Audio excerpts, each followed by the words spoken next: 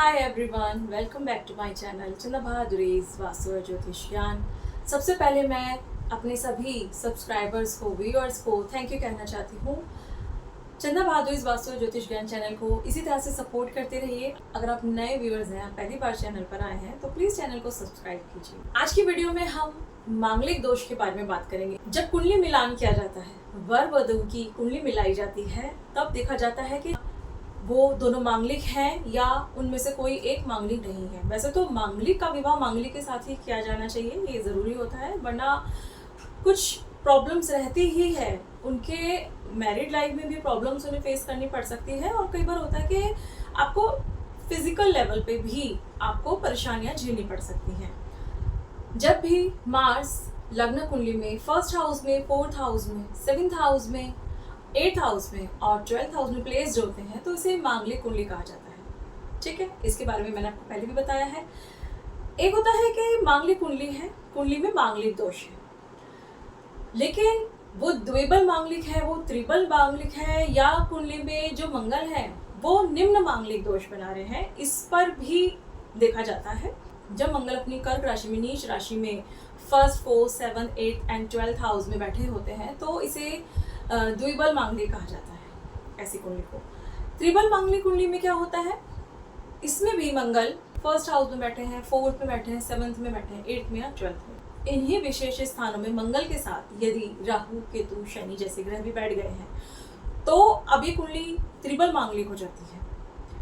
यदि मंगल अब क्रूर ग्रह के नक्षत्र में भी है, तीव्र ग्रह के नक्षत्र में भी है, तो फिर कुंडली बहुबल मांगलिक बन जाती है।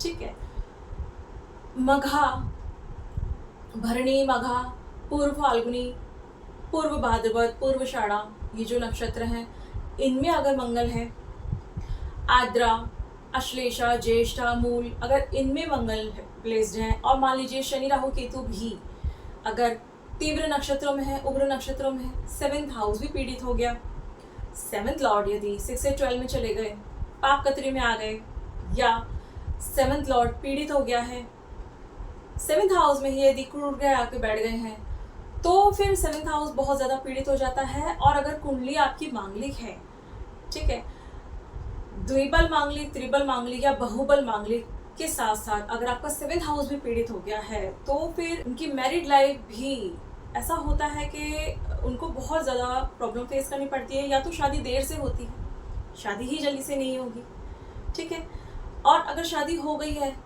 तो वो उसमें कुछ ना कुछ कलह कलेश बने हुए हैं। या ऐसा होता है कई बार नीच राशि का अगर मंगल 7th हाउस में बैठ गया, तो कई बार ऐसा हो जाता है या तो डिवोर्स हो जाता है, या फिर जो आपका पार्टनर है वो ही आपका साथ छोड़ के चले जाते हैं। कई बार देखा जाता है कि इस जातिका के कुंडली में विधवा योग का भी योग बन जाता है। तो मांगलिक कुंडली में जब भी हमारे पास कुंडली आती है, तो विवाह में वर और वधू दोनों का कुंडली मिलान जब किया जाता है, तो उसमें विशेषता ये देखा जाता है कि मंगल किस तरह के हैं, वो कैसा मांगलिक दोष बना रहे हैं। आई होप ये वीडियो आपको पसंद आई हो।